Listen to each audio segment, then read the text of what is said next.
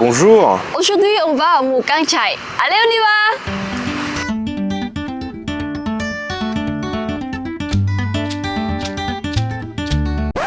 Sẽ mãi mơ về em ơi em.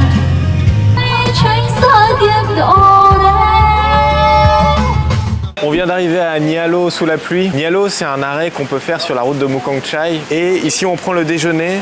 On a du porc sauté, on a du bœuf séché, on a du poisson frit. Et on a surtout quelque chose d'intéressant. Ce sont des petites sauterelles ici. Du coup, on va les goûter. C'est un petit goût de noisette, mais on sent surtout le goût de l'huile. Bon, c'est assez sympathique. Ici à Nialo, on était en train de faire un peu de repérage pour repérer les homestays qui étaient bien, pas bien et tout.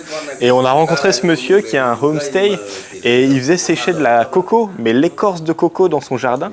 Du coup, on lui a demandé, mais pourquoi vous faites ça? Et en fait, il a un énorme élevage de vers de coco ici. Et ça prend un mois à peu près pour avoir des vers de coco et il les vend à 300 000 le kilo. On a aussi les papas et les mamans pour faire les vers. Donc en fait, ce sont des insectes qui vont pondre des œufs et qui vont avoir d'énormes vers qui vont se développer dans les cocos. Et il les nourrit toute la journée, quoi. Et après, au bout d'un mois, ils deviennent matures, enfin en tout cas prêts à être mangés. Et s'ils les gardent plus longtemps, ils vont se transformer en insectes. On est au mois d'août et le riz commence à devenir très jaune maintenant. Et là, ça porte une couleur magnifique comme ça. Comme vous avez pu le voir dans les champs, le riz est encore vert et donc il n'est pas encore prêt à être récolté. Sauf que ici, à Toulé, la spécialité c'est le côme. Et le côme, c'est le riz jeune gluant qui est vert. Donc en fait, on va récolter le riz gluant encore très jeune dans les champs, encore vert, et on va le mettre dans ce trou comme ça qui a été aménagé avec soit du bois, soit du béton, et on va taper dessus pendant longtemps. C'est un peu comme les mochis, on tape, et à la fin, en fait, ça va attendrir le riz et on va pouvoir le manger comme ça directement. Bon, ça ne fait pas une pâtisserie, mais ça donne des grains de riz qui sont écrasés et qui ont un goût, vraiment un parfum intéressant, quoi.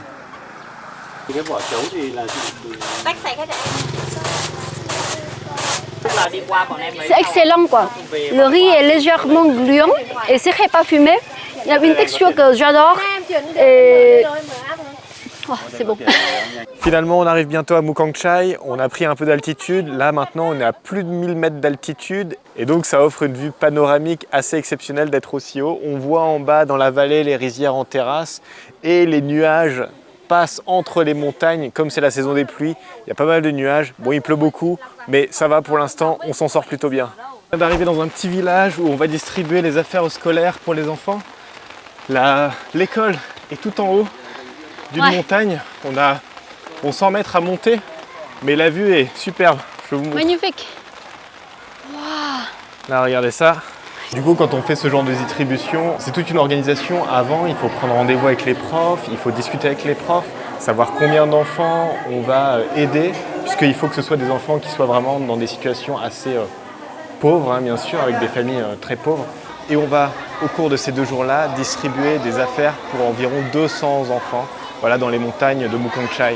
C'est Madame Hoài, elle est la recteur de cette école. Mình có tất cả 100 mấy bạn nhỉ chị nhỉ? Ở tại điểm trường Sánh Hương là 114 cháu. À cette école, ils ont 114 enfants ici. Et ils ont, parce que en fait, l'ancienne école était vraiment vieille, donc ils sont obligés de détruire ça. Et le gouvernement a aidé à construire une nouvelle école. Et ça, c'est la reprise de l'école de tous les enfants là. Ici, on a 100% des enfants des Zhao-Yun, des ethnies minoritaires du Vietnam. Et eux, ils habitent dans les petites maisons à la montagne comme ça là. Ah, on voit un peu plus loin là. Et derrière les montagnes aussi. Et cảm ơn chị nhá. Cette année, pour ce voyage, on le fait avec notre partenaire du centre, notre antenne du centre en fait, qui s'appelle SSC. C'est pour ça que vous allez voir les 2 t-shirts. On a à la fois les t-shirts Jackie Vietnam Travel et à la fois les t-shirts SSC, puisque en fait on est 2 agences de voyage à venir participer à ce voyage humanitaire, ce qui permet d'augmenter davantage le nombre de colis qu'on peut offrir aux enfants. Et là encore un petit bébé de 7 mois derrière là.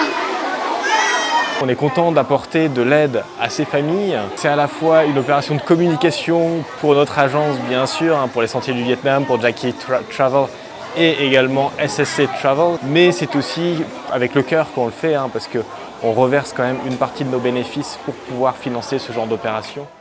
On vient d'arriver au homestay et comme il fait frais dehors, on a décidé de manger le lẩu. Ça, c'est la fondue vietnamienne au poulet noir qui est très bien pour la santé et il va rester très bon. Bon appétit! Il est 7 h du matin, on vient de se lever, on a passé la nuit dans un homestay ici à Mukang Chai. Un homestay tenu par un Français et une Vietnamienne, donc c'est un couple franco-vietnamien. C'est assez sympa de rencontrer un Français aussi loin dans la campagne vietnamienne, puisque aussi on est dans un coin quand même assez reculé où il n'y a que des minorités ethniques. Et voilà, on trouve un Français qui a monté son homestay ici avec une magnifique vue sur les rizières en terrasse. Franchement, son homestay est bien entretenu, il est bien propre. On mettra l'adresse en description. Et Bertrand m'a fait faire le tour du propriétaire. Et ce qui est bien, c'est qu'ici, il y a différentes options. Il y a à la fois la possibilité de dormir dans un dortoir, mais aussi la possibilité de dormir dans une chambre privée. Et si vous voulez encore quelque chose de plus privé, il y a aussi des bungalows un peu plus luxueux, un peu plus sympa, avec une superbe vue. Et pour la petite anecdote, en fait, Bertrand, le propriétaire du homestay, me disait qu'on est tellement reculé ici au Vietnam qu'il y a une petite épicerie à Mukang Chai qui permet de se réapprovisionner rapidement, simplement, mais pour faire les grosses courses, aller dans un grand supermarché, il faut aller jusqu'à Yen Bai qui est à 4 heures de route. Donc un aller-retour, ça prend 8 heures, ça prend toute la journée, quoi. Bye. Bon, la suite de la visite se fait en moto-taxi. Du coup, on a loué des scooters. Et là, on va aller voir les rizières en terrasse. Bon, on a loué des scooters avec chauffeur, bien sûr, puisque ici, ça glisse pas mal. Donc ça va être mieux si on prend un chauffeur qui connaît bien la route.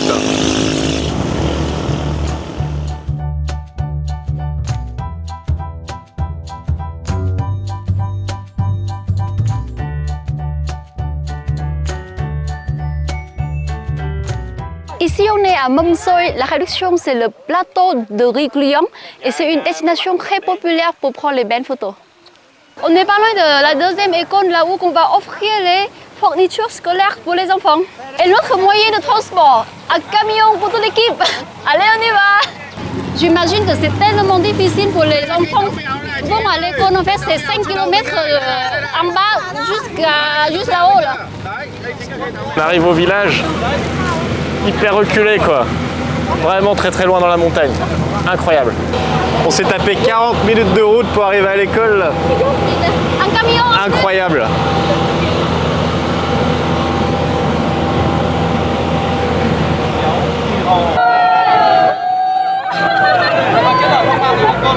Il y a des gens ici. Des enfants.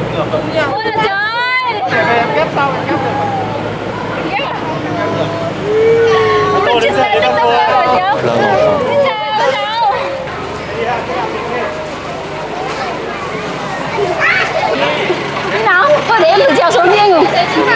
Clairement, si tu te demandes où est le trou du cul du monde, et ben c'est ici, quoi.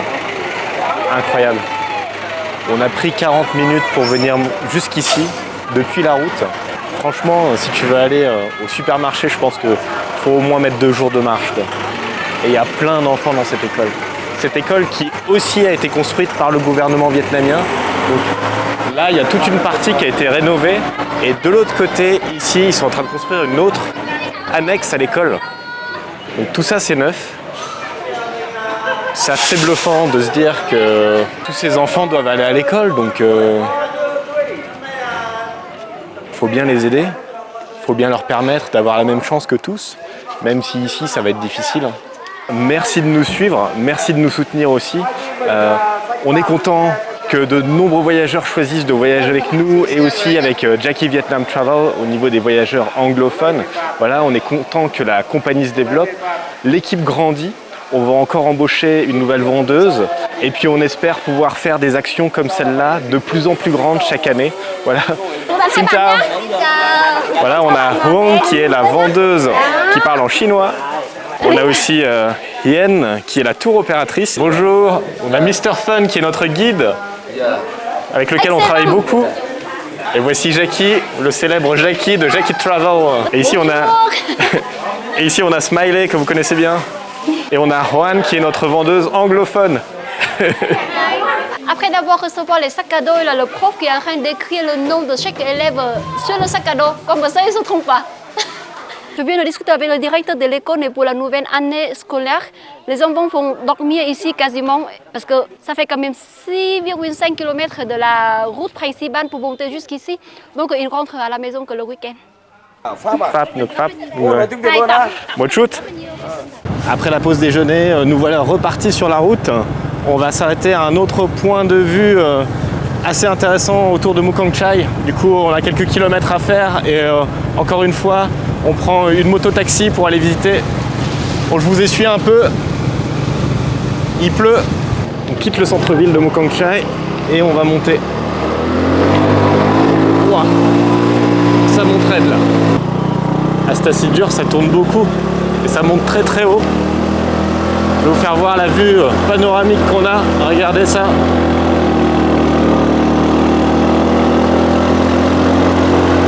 Magnifique. Ceci est réalisé par des professionnels à ne pas reproduire.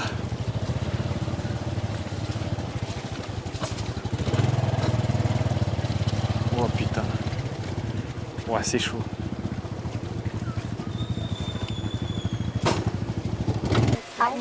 Không ạ, thế để đồ ấy à? Có để niêm, có để liêm này, dăm này, dao ở trên này không cô? Phải rồi. Phải rồi. Et dans cette région, on trouve surtout beaucoup de Hmong. Et là, on vient de discuter avec une dame des Hmong et on trouve pas mal de cabanes sur les rizières en fait. Et je lui ai demandé à quoi ça sert.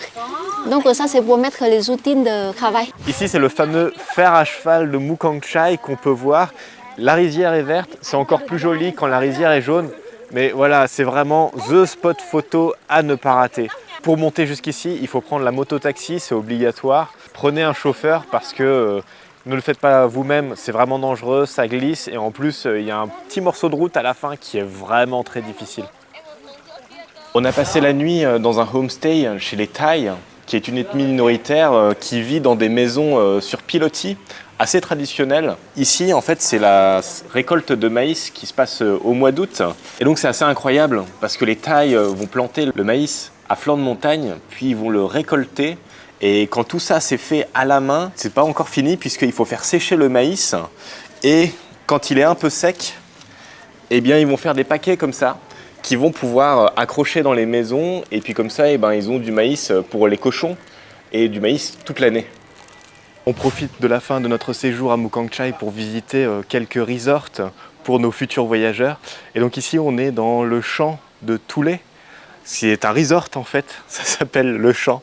Et donc il y a plusieurs options ici, il y a des bungalows plus ou moins grands, des chambres plus ou moins spacieuses. L'hôtel est très très confortable avec piscine et une très très belle vue. Je pense que ça vaut vraiment le coup de venir passer une nuit ici. Il faut compter une centaine d'euros la nuit. Et en bas du resort, à la rivière, eh bien, on a une piscine qu'on peut utiliser toute l'année puisque même en hiver, l'eau est à 40 degrés. C'est en fait une source d'eau chaude qui alimente cette piscine. Ce qui fait que c'est pas mal ce resort. Hein. Un peu cher, mais bon, c'est plus confortable qu'un homestay. Hein. J'espère que cette vidéo vous a plu. N'hésitez pas à mettre un pouce bleu et n'hésitez pas à vous abonner. En tout cas, merci pour votre soutien. Nous, on va reprendre la route direction Hanoï et on vous dit à très bientôt. Ta đâu còn chi xuyên khói tranh xa kiếp đổ lên